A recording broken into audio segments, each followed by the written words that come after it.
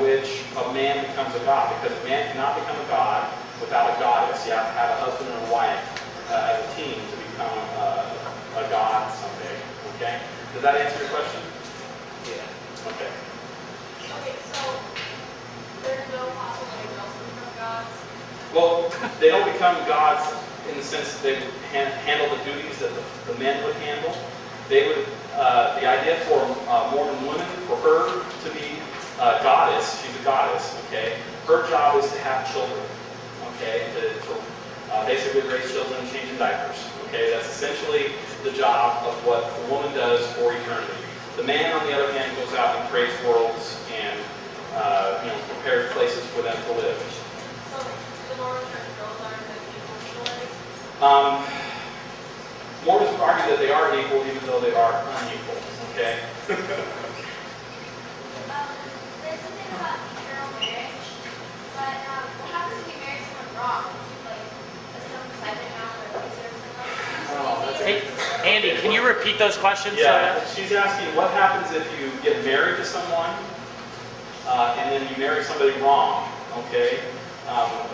According to the eternal perspective, from a Mormon perspective. Well, from a Mormon perspective, there is such a thing as temple divorce, okay? Which means you can get unsealed from that person if the situation warrants. In the case of my parents, it's kind of interesting. My mom and dad have gotten a divorce since I left Mormonism, but they're still sealed to each other.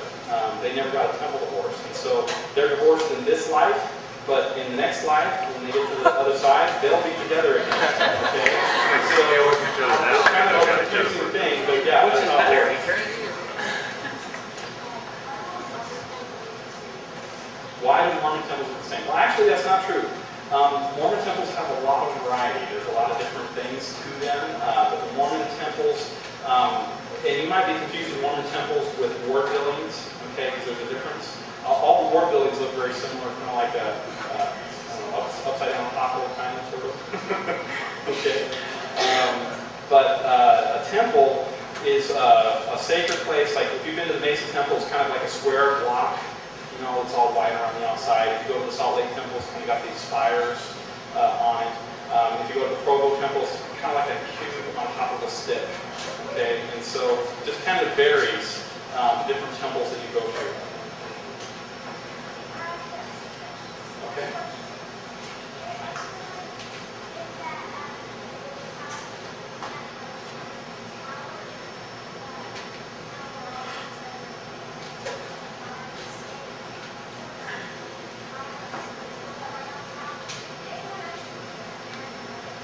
Okay, so you're asking, does anyone live in the temple? Is that what you're asking? Okay. Actually, no one lives in the temple. They only perform what they would consider temple, very sacred temple ceremonies in there. And one more question. Why is there temples all over the place? Now, that's a good question. From a Mormon perspective, they're the ones that have only authority on the church to baptize. Okay, and that means that every other person in the world that's not a Mormon needs to be baptized. Well, there's been a lot of people that have died that have never heard the gospel. And so what the temple is for is so that they can perform work for the dead. And so they do baptisms for the dead. They have people that stand in proxy for people that have died, and they are baptized for them. They also do temple endowments for them. And so essentially, the Mormons believe that they have to save all the people that have ever been on the world, and they do that by using the temple. Does that help answer your question?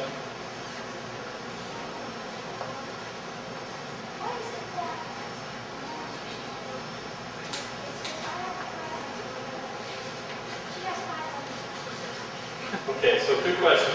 Why is it that Mormons have more kids than everybody else? Okay, the reason why that is really simple. Okay, you remember this pre-existence that I was telling you about? Okay, if you're not born in a Mormon home, then you have to be born somewhere else that doesn't have the truth. And so Mormons feel obligated to have many kids so that more people will have an opportunity to come down and hear the gospel in that family. Okay, and so that's the main reason is to be able to preach the Mormon gospel to as many people as possible through birth. Okay? Why do Mormons, like, when they go around like house to house, why did they wear like the same uniforms? Why don't they just go around in cars? Okay, so missionaries all dress the same? And why do they use bikes and not cars? Okay. Missionaries, as you can see, they kind of dress like I do right here. Okay. And the reason why is because they believe that this is a symbol of authority.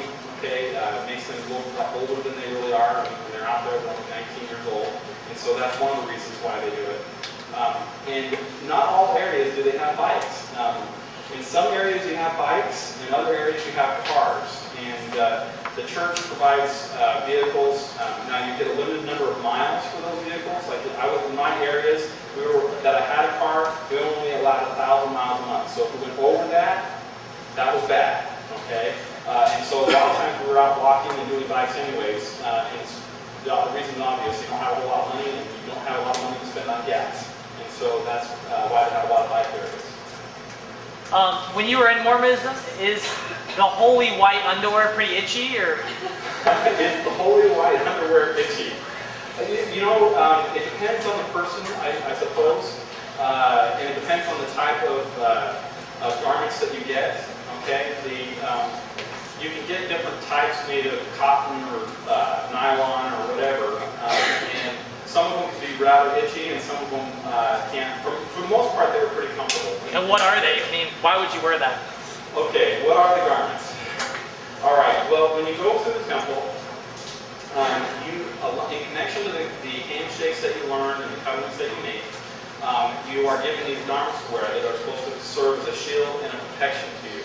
And there's marks in the garments, okay? And each mark represents something. There's a mark over the knee, there's a mark over the navel, mark over each breast, okay? And each one of those represented the covenants that you made in the temple. And Mormons believe that there's some spiritual powers that are connected that would protect you from the devil and from harm. There's been a lot of stories out there of people saying that they weren't burned because they were wearing the garments or that sort of thing. Of course, there's been a lot of people that have been burned wearing the garments, but but that's what the Mormons believe about that. What age do you get your garments? Okay, the time when you get the garments is the first time that you go through the temple, and it varies for individual. For a man who goes on his temple, or goes through, a man goes to the temple the first time just before his mission, or just before he gets married.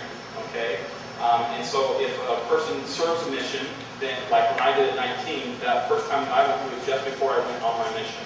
Okay, if you don't go on a mission, then just at the day that you're going to get married, you go through the first time, and that's when you get your garments. Okay, and the women, women can go on missions too, but they have to be older, like 21, before they can go. If they don't get married before that time, then they would go on a mission and they would receive their garments at that time. If not, then they would wait until they get married. Why is it that Mormons don't do anything on Sunday? Why is it that Mormons don't do anything on Sunday? Well, Mormons believe that's the Sabbath day, and that you are only supposed to do certain things on that day. Okay, and if you do anything beyond that, then you're breaking the Sabbath. Okay, and so that's part of the commandments that Mormons have to keep in order to be able to make it to the celestial kingdom. I'm back here in this corner over here, so I don't lose that. So the deep levels of becoming a god and all the other levels. So is the top level what we would bring to heaven, or the other levels like okay, but they're not really like hell? Okay, well, the three levels of heaven, celestial, terrestrial, and telestial, are three separate heavens in a Mormon's perspective. Okay, so each one of these are heaven. Okay, and so even Adolf Hitler goes to a heaven. The only people that go to what we would consider hell would be those that go to outer darkness. But it just depends on how good the heaven is. Well, yeah, it depends on how good the heaven is. Like each one is a lot worse than the other. But of course, this is another saying that's really interesting.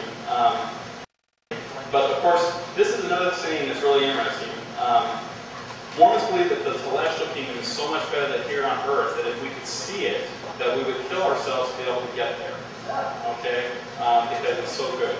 Now, what's interesting about that statement is that's what the requirement is. I mean, murderers go there, so if you kill yourself, you qualify.